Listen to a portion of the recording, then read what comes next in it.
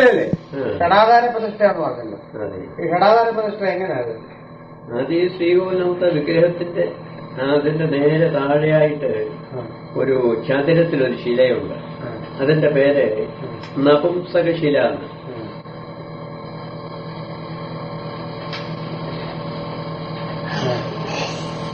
അല്ല, ആധാരശില. ആധാരശില, അത് കഴിഞ്ഞ് നിധികുംഭം, അത് കഴിഞ്ഞ് പത്മം, അതായത് താമര, അത് എന്റെ മുകളിലായിട്ട് ആമ, കൂർമ്മം, അതിന് മുകളില് യോഗനാഥം, അതിന് മുകളില് നപുംസകശില, അതിന് മുകളില് പീഠം. ആ പീഠത്തിനകത്താണ് ഗർത്തം, അതായത് നാളം, വിഗ്രഹത്തിന്റെ നാളം അങ്ങോട്ട് ചേരാനുള്ളത്. അങ്ങനെ അതിന്റെ കണക്ക് അതിൽ വരും. നമുക്ക് പൂജയ്ക്ക് ആധാരശക്തി നമ, മൂലപ്രവൃത്തി നമ, ആദികൂർമായ നമ, അനന്തായ നമ, പൃഥിവി നമ, പത്മായ നമ എന്ന്, അതാണ് ഷടാധാരം എന്ന് പറയുന്നത്. അതിനെയാണ് നമ്മൾ ഷടാധാര പൂജ കഴിക്കുന്നത്. ഇതൊക്കെ പണിഞ്ഞാരാ? ഇതൊക്കെ അവിടെ കല്ലാശാരിമാര് പണിഞ്ഞതാണ്. കല്ലുകൊണ്ടുള്ള കല്ലാശാരിമാര് പണിഞ്ഞു. മറ്റേ ചെമ്പിന്റെ കുടവും വെച്ചും നാട്ടിൽ പണിഞ്ഞു കൊണ്ടുവരികയായിരുന്നു. അവിടെ കരികല്ലിൽ പണി മുഴുവൻ അവിടെ ഇന്ന നീളം, ഇന്ന വീതി, ഇന്ന ചതുരം എന്ന് പറയുമ്പോൾ അവരത് പെട്ടെന്ന് ഉണ്ടാക്കി കൊടുക്കും. ആമ ഇതെല്ലാം അവിടെ തന്നെ ചെയ്യിച്ചതാണ്. താമര ചെമ്പിന്റെ നാട്ടിലുണ്ടാക്കിയെന്ന എന്റെ ഒരു ഓർമ്മ. ചെമ്പ് കൊടുവും എല്ലാം നാട്ടിൽ നിന്ന് കൊണ്ടുവരിക. ആധാരശില അടിയിലത്തേത് ആധാരശില അവിടെ തന്നെ ചെയ്യുകയായിരുന്നു.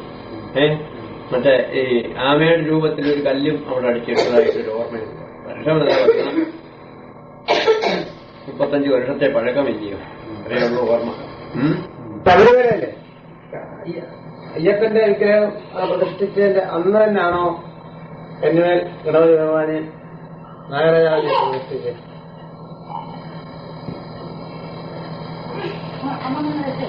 അതെ അതെ, ആദ്യം നാഗത്തെ പ്രതിഷ്ഠ കഴിച്ചു, അത് കഴിഞ്ഞ് കന്നിമേൽ ഗണപതിയെ പ്രതിഷ്ഠ കഴിച്ചു, അത് കഴിഞ്ഞ് നാഗരെയും പ്രതിഷ്ഠ. നാഗത്തെയൊക്കെ വിഗ്രഹങ്ങള് ചെങ്ങന്നൂരാണ്? എല്ലാം ചെങ്ങന്നൂരാകും. വിഗ്രഹങ്ങളെല്ലാം ചെങ്ങന്നൂരാണ്ടാക്കിയിരിക്കും. അത് താവളി അവരുടെ ഇടപാടില് മാറിയപ്പുറത്ത് എല്ലാം ഇവിടെ ഉണ്ടാക്കിക്കൊണ്ട് പോയി കാര്യം. എല്ലാ വണ്ടിപ്പിരിയാൻ വഴിയെ കൊണ്ടുവരും. അതെ അതെ, അതച്ചമടി ഒക്കെയാ. ഇനി ബാലാലയ പ്രതിഷ്ഠ, ബാലാലയത്തിൽ ഉള്ള കർമ്മങ്ങളും ഈ വിഗ്രഹ പ്രതിഷ്ഠയും പല ദിവസമായി. അപ്പൊ ഇവിടെ കലശപൂജയെല്ലാം ആക്കി വെച്ചോണ്ട് പിന്നെ സ്വർണ്ണക്കുടത്തിനകത്ത് സ്വർണ്ണശകലമിട്ട് അവിടുന്ന് പഴയ കുറ്റപ്പെട്ട വിഗ്രഹത്തിൽ നിന്ന് സ്വർണത്തിലേക്ക് സ്വർണ്ണക്കുടത്തിൽ ആവാഹിച്ചിട്ട് അത് ശയ്യെ കൊണ്ടുവന്ന് മറ്റേ കലശത്തിന്റെ കൂടെ വെച്ചിട്ട് അതിലാണ് കർമാദികളൊക്കെ ചെയ്തിട്ടുണ്ട്. തലേ ദിവസിയാ പ്രതിഷ്ഠ.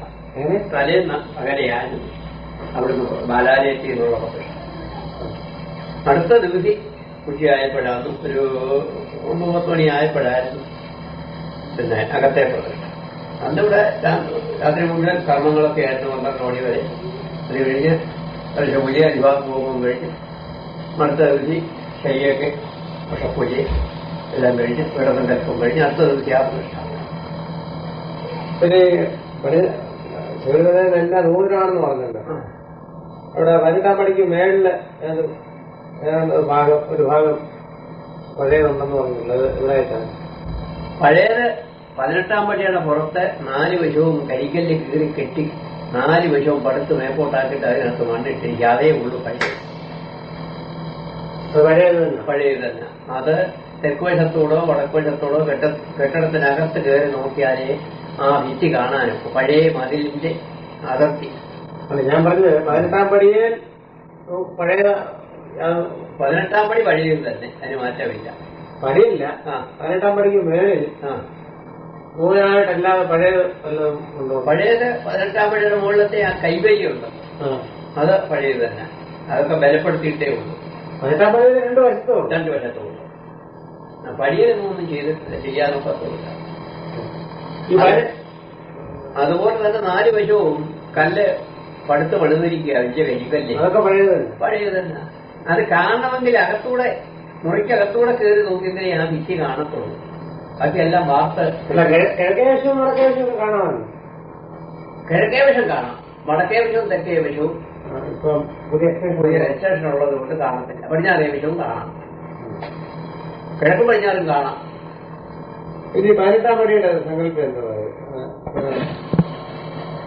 18-ാം പടിയുടെ സങ്കല്പം 18 പടിക്ക് പറയുന്നത് പഞ്ചഭൂതം, അഷ്ടരാഗങ്ങള്, സത്വരജ തമസ്, അതായത് ത്രിഗുണം എന്ന് പറയും, വിദ്യ അവിദ്യ, ഇങ്ങനെ 18 തത്വങ്ങളാണ് സങ്കല്പം.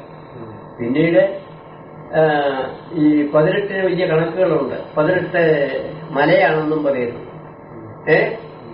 18 ദിവസിയാണ് ഭാരതി തന്നിരിക്കുന്നത്.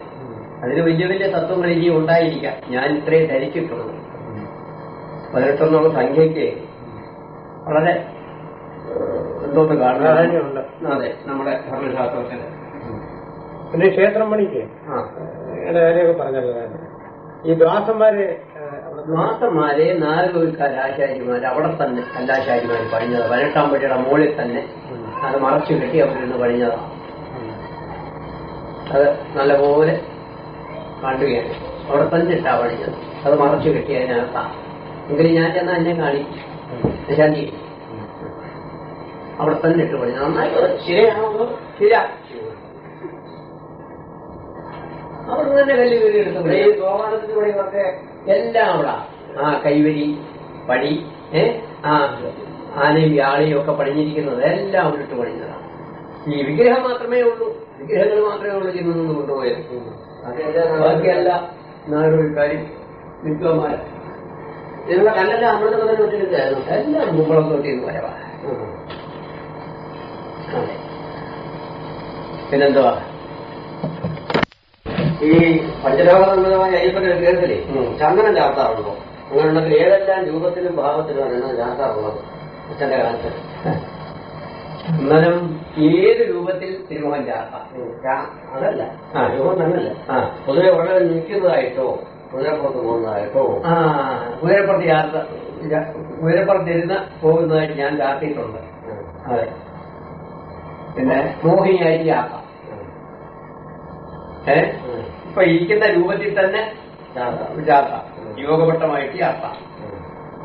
ഞാൻ ഒരു തവണ കോട്ടയം രാജഗോപാലയ്യങ്കാരി വൈഷ്ണവരാ ഒരു ദിവസി ഇങ്ങനെ തോന്നി പാർത്ഥസാരഥിയായിട്ട് അത് ചാർത്തി. അതെ, അന്ന് ടി.എസ്. രാജമാണിക്യപിള്ളയും ഉണ്ട് അവിടെ. നട തുറന്നപ്പോഴേ ഒരലക്കെട്ട കുറയൊക്കെ പുറകിലൊക്കെ വെച്ച് വെച്ച് വിലപ്പെടുത്തി.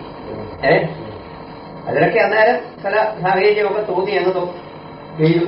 മുൻപിൽ 2 കുതിര ഞാൻ നിൽക്കുന്നതായിട്ട് തോന്നിച്ച് ഭഗവാൻ അത് കടിഞ്ഞാണ് ഇങ്ങനെ പിടിച്ചതായിട്ട് ഒരു പാർത്ഥസാരഥിയായിട്ട് തന്നെ ചാർത്തി. ദീപാരാധന തുറന്നപ്പം ആ കുതിര ഇങ്ങനെ തല കുലിച്ചുകൊണ്ട് നിന്നു.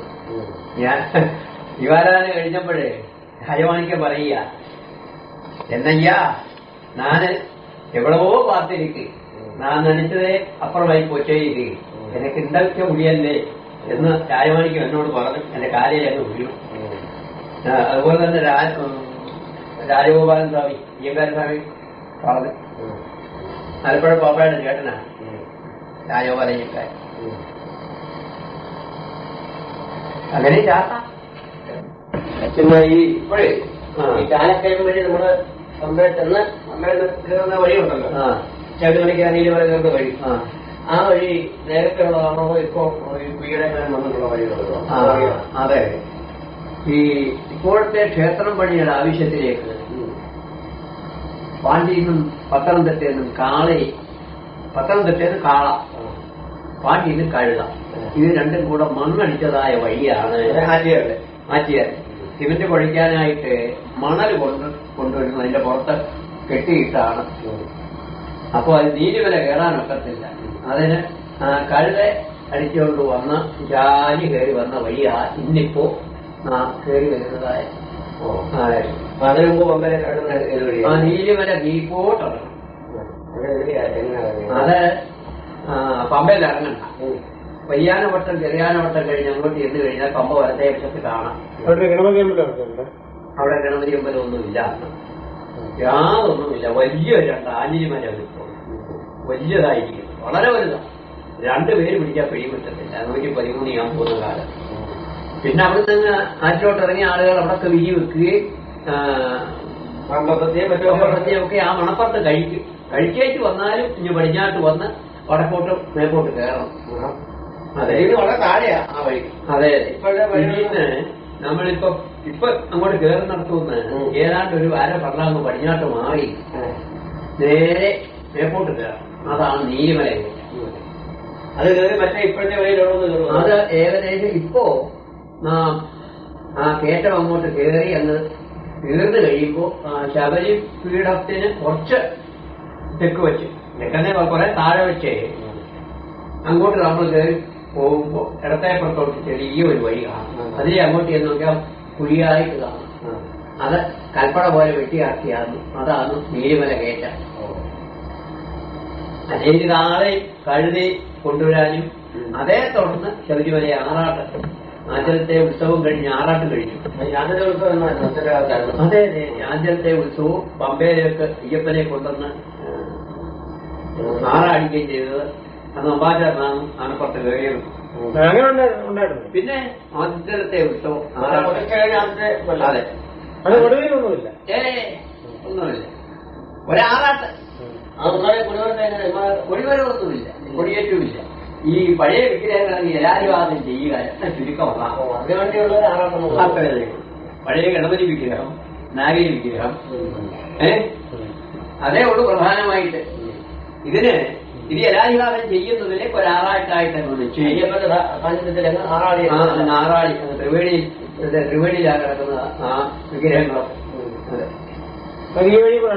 അതെ, ഈ കാള വന്ന വഴി കൂടെ ആന ഇറങ്ങി വന്നു. അന്ന് അയ്യപ്പൻ റോഡൊന്നും ഇല്ല. അയ്യപ്പൻ റോഡൊക്കെ പിന്നെ ഉണ്ടായില്ല. അതെ അതെ, അന്ന് ഈ ആറാട്ടിനുള്ള വിഗ്രഹം അന്ന് ഉണ്ടായിരുന്നില്ലായിരുന്നു. അതൊരു ചെറിയ ജലപനാചാരന്റെ കയ്യിൽ നിന്ന് ഒരു ചെറിയ വിഗ്രഹം അന്ന് മോയൽ നാവായിട്ട് അതുകൂടെ ആനപ്പുറത്ത് വെച്ച് കെട്ടിയ ചെറിയ രഥത്തെ വെച്ച് കെട്ടി കൊണ്ടുപോയി. ാണോ ആനപ്പുറത്ത്? അതെ അതെ, അത് ആന കീപ്പോട്ട് എത്തിയോ നടക്കുന്നത്. കുഴിഞ്ഞൊക്കെ വളരെ വിഷമിച്ചെത്തിയോ. ഞങ്ങല ഞാൻ പുറത്ത് വന്നു, രണ്ടിക്ക് വന്ന് മുട്ടും. അത് ഈ കൈത്തളവ് വളരെ ബാലം ചെയ്ത ആന ഇറങ്ങുന്നത്, ശബരിപ്പയുടെ കീപ്പോട്ട് ഇറങ്ങുന്നത് വളരെ അസ്വാധീനമാണ്. ഞങ്ങൾ ദൂരെ ഒന്ന് കണ്ടു. വളരെ അദ്ദേഹം വളരെ വിഷമിച്ചു. ഇറങ്ങുമ്പോഴേ കാലൊക്കെ ഒരഞ്ഞു. അതെ, നേരത്തെ ആരും കുഴപ്പമില്ല. ഇല്ല, ഏറ്റവും അവൻ തിരിഞ്ഞ് കയറുന്നുണ്ട്. തല അങ്ങോട്ടും ഇങ്ങോട്ടും തിരി അപ്പോഴായി കയറുന്നത്. ഇറങ്ങുന്നത് അതുപോലെ തന്നെ തല തിരിച്ച് വളരെ പതുക്കെ ഇറങ്ങുന്നത്. അത്രയും അസ്വാധീനമില്ല കയറ്റത്തിൽ. അടി തെറ്റിയാൽ ആനയും വീഴുന്നില്ല. വളരെ സൂക്ഷിച്ചാണ്. പിന്നെന്തോ അറിയാനുള്ളത്? അന്ന് ചെറുകിട ശാന്തിക്കാലത്ത് ഇവിടെ അരിയും ഉപ്പുമുളകും ഒക്കെ കൊണ്ടുപോകല്ലേ? അതെ അതെ, അരി പൊടിയരി ഒഴുക്കൽ പൊടിയരി കൊണ്ടുപോകും. മറ്റേതെല്ലാം അവിടുത്തെ പച്ചരി ധാരാളം വരും. അയ്യപ്പന്മാരെ ഒഴിവാക്കായിട്ട് ഇനി കൂട്ട് തരും. അതെല്ലാം അവിടെ ഇടുകയുള്ളൂ. അത് വെച്ച് നേരം കഴിച്ച് നമ്മൾ തന്നെ ഭക്ഷണം കഴിക്കും. ആഹാരപ്പൊടി, പഞ്ചസാര, മലക്കറി കുറെയൊക്കെ വണ്ടി പെരിയാറ്റി ഇത് വാങ്ങിക്കും. കാപ്പിപ്പൊടി, പഞ്ചാര, പാൽപ്പൊടി, ചമ്മന്തിപ്പൊടി, മുളക് പൊടി, മഞ്ഞപ്പൊടി, ഇങ്ങനെയുള്ള പൊടി വർഗ്ഗങ്ങളെല്ലാം ഇവിടുന്ന് പൊടിച്ച് പാക്കറ്റിലാക്കി കെട്ടി ചുവട്ടുകാരിൽ കൊണ്ടുപോകുക. പതിവ് തീരുമ്പോ ഒരു വണ്ടി പെരിയാറ്റി ആ ചുവട്ടുകാരെ 10,000 രൂപയും കൊടുത്ത് വിശ്വസ്തമായിട്ട് ആയിരിക്കും അവർ കൊണ്ടുവരും. 5-10 പേർക്ക് വേണ്ടായോ ആഹാരം കരുതണം ഈ മണ്ഡല മകരമുളക്ക് കാലത്ത്. ഇല്ലെങ്കിൽ മിച്ചമുള്ളത് അവിടെ കിടക്കും. ഇല്ലെങ്കിൽ ഞങ്ങൾ മാസം പോയി പോകുമ്പോൾ കുറേശ്ശെ കൊണ്ടുപോകും. മിച്ചം വരുന്ന അവിടെ കിടക്കും. പിന്നെ ആരെങ്കിലും വിശേഷ ഭക്ഷണത്തിനുണ്ടെങ്കിൽ ഒന്നും മേടിക്കുക. അവരും നമ്മുടെ കൂട്ടത്തിൽ ഭക്ഷണം കഴിച്ചോളും. അവരും അരിയോ സാമാനമോ ഉണ്ടെങ്കിൽ അവർ ഇട്ടേച്ചങ്ങ് പോവും. അങ്ങനെ അവരും പ്രത്യേകം അവരോടൊന്നും വാങ്ങിക്കാറുമില്ല. തരുന്നത് മേടിക്കുകയും ചെയ്യും. ഇത്രയേ ഉള്ളൂ. അല്ലാതെ ഇതൊക്കെ വെക്കുന്നതൊക്കെ വെക്കുന്നത് ഒരു തവണ ഇവർ സ്വാമിയായിരുന്നു. ഒരു തവണ അമ്പാറ ചന്ദ്രവന അത് ഒരു കാര്യമുണ്ട്. അമ്പാറചന്ദ്രൻ നാരായണൻ എന്ന് പറഞ്ഞ ഒരാളുണ്ടായിരുന്നു, വീരവിളി കൃഷ്ണന്റെ അമ്മാവൻ. അദ്ദേഹം വണ്ടിപ്പെരിയാറ്റിൽ അയ്യപ്പൻ കോവിലില് ശാന്തിയായി. അദ്ദേഹം അവിടെ സ്ഥിരതാമസമാണ്. ഞങ്ങൾ തലേന്ന് വൈകിട്ട് അവിടെ ചെന്നാൽ തന്നെ അദ്ദേഹത്തിന്റെ അമ്പലത്തിലോട്ട് പോകും. ആ ടൗണിൽ നിന്ന് 1 കിലോമീറ്റർ ഒരു 5 ഫർലാങ് വടക്കോട്ട് പോകും. അവിടെ ഒരു ചെറിയ ശാസ്താക്ഷേത്രമാണ്. കിഴക്കുവശം ഒന്ന് ഇറങ്ങി ചെന്നാൽ ശരിയാകാം. അവിടെ കുളിക്കും, അവിടെ കിടക്കും, ചായ തരും. ഇതിന് പശുകൃഷിയൊക്കെ ഉണ്ട്. അവിടെ അമ്പലത്തിൽ അകത്ത് കഴി അയ്യപ്പന് 10 പൂവും ഇട്ടേച്ച് കാപ്പിയും തന്ന് ആഹാരം തന്ന് അവിടെ കിടക്കും. രാവിലെ അവിടെ നിന്ന് എണീച്ച് ഒരു ചായയും കുളിച്ച് ഒരു ചായയും കുടിച്ചുകൊണ്ടിരിക്കുന്നു ടൗണിലോട്ട് വരും. വന്ന കാലയിൽ ഇനി പോരും. മാസപ്പോയിക്ക് പോകുമ്പോഴേ സത്താത്തി വന്ന് ശബരിമലയ്ക്ക് പോരും. അത് നേരെ അങ്ങ് വടക്കോട്ട് പോകണം. പാലത്തിന് പടിഞ്ഞാറ് വശത്തുകൂടെ അങ്ങ് പടിഞ്ഞാൽ വടക്കോട്ട് 5 ഫർലാങ് പോകണം. ഒരു ചെറിയ ശാസ്താക്ഷേത്രമുണ്ട്. അപ്പോ അദ്ദേഹത്തിന്റെ ഒരു ബന്ധുവും പിന്നെ കൂടെ ശബരിമല ചേട്ടന്റെ കൂടെ സഹായത്തിന് കൊണ്ടുപോകണം എന്ന് പറയും. കൊണ്ടുപോകും. അദ്ദേഹമൊക്കെ പരിചയമുള്ളവനാ. അദ്ദേഹം അതിന് 2 കൊല്ലം. 1 കൊല്ലം അദ്ദേഹത്തിന് ഇടയില്ലായിരുന്നു. പിന്നെ ഒരു സ്വാമിയായിരുന്നു. പിന്നെ 1 കൊല്ലം കൂടെ വന്നവരെല്ലാരുമായിട്ട് ആരെങ്കിലും അങ്ങോട്ട് പൊക്കോളും. തടപ്പള്ളിയായിട്ട് പോവും. ഒരാള് തടപ്പള്ളി പോവും. മിക്കവാറും തടപ്പള്ളി പൊട്ടൻ തന്നെ. അപ്പോ വെള്ളം ചൂടാക്കി കറ തേച്ചൊഴിയൊക്കെ വേണമല്ലോ. അതിന് എല്ലാവരും അങ്ങോട്ട് സഹകരിച്ചോളൂ. അതേ ഉള്ളൂ. പിന്നെ ചന്ദന വരപ്പിനായിട്ട് വിശേഷം 3 പേരെ ഇവിടുന്ന് ഞാൻ കൊണ്ടുപോയി. ചെറുപോലെ ഈശ്വരൻ ചേട്ടനും ഉണ്ടാകുന്നല്ലോ. ഉണ്ട്. ചെറുപോലെ ഈശ്വരൻ ചേട്ടനും 1 കൊല്ലം. അദ്ദേഹം തടപ്പള്ളി എല്ലാത്തിനും ഉത്സാഹമായിട്ട് കൂടുക. ചക്രമൊന്നും വേണ്ട, കൂടെ സഹായമായിട്ട് അങ്ങ് നിന്നോളൂ. അത്രയേ ഉള്ളൂ. ഒന്നുമല്ല. അദ്ദേഹം ഞാൻ പോകുന്നതിന് എത്രയോ കാലം മുൻപ് അദ്ദേഹം ചെറുപ്പം മുതലേ ഇവരെ പോകുന്ന വഴിക്കാനാ. രാമേന്ദ്രൻ കോച്ചി അദ്ദേഹത്തിന്റെ അച്ഛൻ വാസുപോയിട്ടിരിക്കുന്ന കാലത്തെ അദ്ദേഹം പോകുന്ന വഴിക്കാണ് ശബരിമല. അതെ, ഒരു യൂര വഴി നിറച്ച് മണിയും കെട്ടി നിറച്ച് വെള്ളി ചുറ്റി വിട്ട് 18 മല എന്നാ ഒരു വെപ്പി പഴയ കാലത്ത്. അതിന് 18 പറ്റുമല്ല, 36 വട്ടം മല കയറിയിരിക്കുന്നു. ഞാന് മാസപ്പോയിക്ക് പോവുകയും വരികയും എല്ലാം കൂടെ എന്റെ കണക്കിന് ഒരു 170 വട്ടം പോവുകയും വരികയുമായിട്ടുണ്ടായിട്ടുണ്ട് ശബരിമലയിൽ. മാസപ്പോയിണോ? ഇല്ല. മണ്ഡലത്തിൽ മിക്കവാറും കാണും. മലയാളത്തിൽ തീർച്ച അദ്ദേഹം കാണും. ചെറുപ്പത്തില് ഈ കിഴക്കേ റോഡിൽ കൂടെ ഒക്കെ അയ്യപ്പന്മാര് വലിയ കൊട്ടും മേളവും ഒക്കെ ആയിട്ട് പോകുന്ന ഞാൻ കണ്ടിട്ടുണ്ട്. എന്റെ ഒരു 5-6 വയസ്സിലൊക്കെ ഒരു വലിയ ഓർമ്മയുണ്ട്. അപ്പൊ അന്ന് അവരുടെ കൂട്ടത്തില് അയ്യപ്പന്മാര് ആടിനെ കൊണ്ടുപോവുക. അവിടെ ഗുരുതി ഉണ്ടെന്ന് ഞാൻ പറഞ്ഞല്ലോ. 6-ാം തീയതി മകരവിളക്കിന്റെ 6-ാം തീയതി വൈകിട്ട് ഗുരുതിയുണ്ട്. അതിന് പണ്ട് വെട്ടി ഗുരുതി ഉണ്ടെന്ന വെപ്പ് ഞാൻ കണ്ടിട്ടില്ല. അതിനായിട്ട് ആടിനെ ശബരിമലയ്ക്ക് കൊടുക്കുക എന്നും പറഞ്ഞ നാട്ടുപുറത്ത് ആടിനെ ശബരിമലയ്ക്കെന്നും പറഞ്ഞുകൊണ്ട് ഒരു മണിയും കെട്ടിയൊക്കെ വിട്ടു കഴിഞ്ഞാൽ പിന്നീട് അതിനെ ഞാൻ ഉപദ്രവിക്കുകയില്ല, അതിനെ കൊല്ലുകയുമില്ല. അതിനെ അയ്യപ്പന്മാർ കെട്ടിക്കഴിഞ്ഞാൽ അവരുടെ കൂടെ അങ്ങ് പൊക്കോളും. കൂടെ അങ്ങ് പോയി ഉള്ള കാട്ടലയിൽ നിന്ന് അയ്യപ്പന്മാരുടെ താവളത്തിൽ കിടന്ന് അത് അയ്യപ്പന്മാരുടെ ഇടയിൽ കൂടെ മേപ്പോട്ട് കയറി അങ്ങ് നേരെ ശബരിമല ചെല്ലും. കിടങ്ങിനകത്ത് ചെന്ന് കഴിയുമ്പോൾ അതിന് ദേവസ്വക്കാർ പിടിച്ചു കെട്ടിക്കഴിഞ്ഞാൽ കൊടുക്കാൻ വരുമ്പോൾ 10-50 ആള് കാണും. അതിനെ അങ്ങ് ലേലം ചെയ്യും. ലേലം ചെയ്യുമ്പോ അതിനെ കൂട്ടെ നാട്ടിലെ ഇല്ല അയ്യപ്പന്മാര് പിടിക്കുകയില്ല. മറ്റു മതസ്ഥരെ വാവിലും മറ്റും ഉണ്ടല്ലോ, അവരാരെങ്കിലും മറ്റേ ക്രിസ്ത്യാനികളോ മറ്റേ അല്ല ചില ഹിന്ദുക്കളോ ലേലം ചെയ്ത് ലാഭം ആയിട്ട് ഞാൻ നാട്ടിൽ കൊണ്ടുവരികയുള്ളൂ. അല്ലാതെ അവിടെ ഗുരുതിയൊന്നുമില്ല. ഇല്ല ശബരിമലയ്ക്ക് നേർന്നു കഴിഞ്ഞാൽ പിന്നീട് അവരുടെ കൂടെ ഒന്ന് മുക്കോൾ വരിക, പിടിക്കുകയേ വേണ്ട. എല്ലാം കയറി അത് തെക്കേ കിടങ്ങിന്റെ അവിടെ അപ്പുറത്ത് മാറ്റി കുറ്റി അടിച്ച് കെട്ടി ഇട്ടിരിക്കുകയായിരുന്നു. അതിനോടൊക്കെ മരോട് കഴിയുമ്പോൾ അത് ലേലം ചെയ്ത് കളയായിരുന്നു ദേവസ്വത്തിന്. അങ്ങനെ ആടിനെ കൊണ്ടുപോകുന്ന സമ്പ്രദായം കാണാറില്ല. അതെങ്ങനെയാന്നു? ആടിനെ ബസ്സിൽ കൊണ്ടുപോകത്തില്ലല്ലോ. ആടിനെ ആരും നേരത്തില്ല. ഇനി അഥവാ നേർന്നാൽ തന്നെ എവിടെങ്കിലും വന്ന് അഴിച്ചു വിടുകയുള്ളൂ. മറ്റേത് ഇപ്പൊ എല്ലാം ശബരിമലയ്ക്ക് എന്ന് പറഞ്ഞാൽ കെട്ടിക്കഴിഞ്ഞാൽ അപ്പം ഏറ്റവും അടുത്ത ബസ് സ്റ്റാൻഡിൽ ചെന്ന് ബസ്സിലങ്ങ് പൊക്കോടുക. ബസ്സിൽ ആടിനെ കൊണ്ടുപോകത്തില്ലല്ലോ. അതുകൊണ്ട് ആ ഒരു വഴിപാട് അങ്ങ് നിന്നിരിക്കുകയായി. അതെ. മാളിയപ്പുറത്തേക്കാണോ ആടിനെ? മാളിയപ്പുറത്ത് ദേവിക്കല്ല, മാളിയപ്പുറത്ത് ഒരു ഉറക്കളം പോലെ കൊണ്ടായി കുറുപ്പുമാരാ, നമ്മളല്ല അത് കഴിക്കുന്നത്. സവർണരല്ല, കുറുപ്പുമാരെന്നും പറഞ്ഞ് അവിടെ ഗുരുതിയുണ്ട്. ഇപ്പം അവിടെ കുമ്പളങ്ങ വെട്ടിയ ഗുരുതി. പണ്ട് ആരിലെ വെട്ടുമെന്ന് കേട്ടിട്ടുണ്ട്, ഞാൻ കണ്ടിട്ടില്ല. ഉണ്ടെന്ന് കേട്ടിട്ടുണ്ട്, അത്രയേ ഉള്ളൂ. ഇപ്പൊ ആടിനെ കൊണ്ടുവന്ന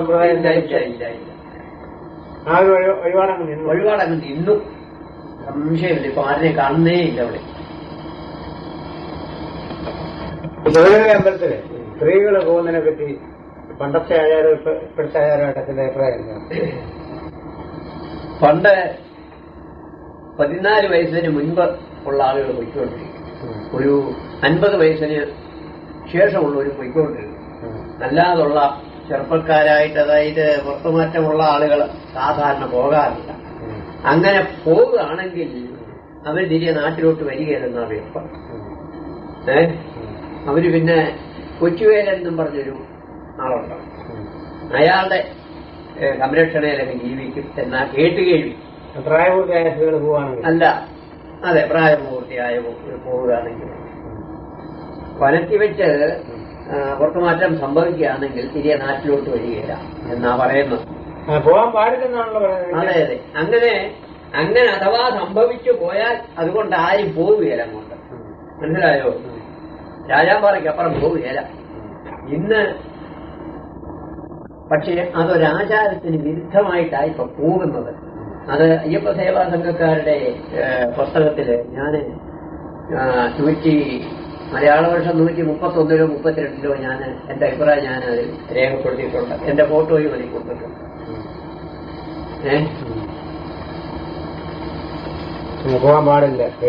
പോകാൻ പാടില്ല. അങ്ങനെ ഉണ്ടെങ്കിൽ കുട്ടികളായിട്ട് പ്രാർത്ഥന ഉണ്ടെങ്കിൽ 14 വയസ്സിന് മുൻപ് പൊക്കോടുക. അല്ല, അവർക്ക് പോയി ദർശനം ചെയ്യണം എന്നുണ്ടെങ്കിൽ 50 വയസ്സ് കഴിഞ്ഞിട്ട് പോയി ദർശനം ചെയ്തു കൊടുക്കുക. ഇപ്പൊ പിന്നെ വലിയ സൗകര്യം വെച്ചു, 1 മൈല് കയറണം, 2 മൈല് നടക്കണം, അതുവരെ റിസർവ് ആയി കഴിഞ്ഞു. നല്ല സൗകര്യം വെച്ചു. ഇപ്പം കുട്ടികൾക്കും പോകാം, പ്രായമായവർക്കും പോകാം. ഇപ്പൊ വലിയ സൗകര്യമാണ്. നടക്കാൻ വയ്യ എന്ന് വെച്ചാൽ, കയറ്റം കയറാൻ വയ്യ എന്ന് വെച്ചാൽ ഡോലിയുണ്ട്. എത്ര സൗകര്യം ചെയ്തിട്ടുണ്ട്, പൈസ മാത്രം മതി. പൊങ്കാവനത്തിൽ അയ്യപ്പനെ പോയി ദർശനിക്കണമെങ്കിൽ ആർക്കും യാതൊരു ബുദ്ധിമുട്ടുമില്ല. ഇനി തിരുവാഭരണം കാണുമെങ്കിൽ പന്തളത്ത് ഒരാഴ്ചയെടുത്ത് ദർശനത്തിനായിട്ട് വെക്കുന്നുണ്ട്. അതിനും ബുദ്ധിമുട്ടില്ല. പല സൗകര്യങ്ങളും ദേവസ്വം ഡിപ്പാർട്ട്മെന്റ് ചെയ്തിട്ടുണ്ട്.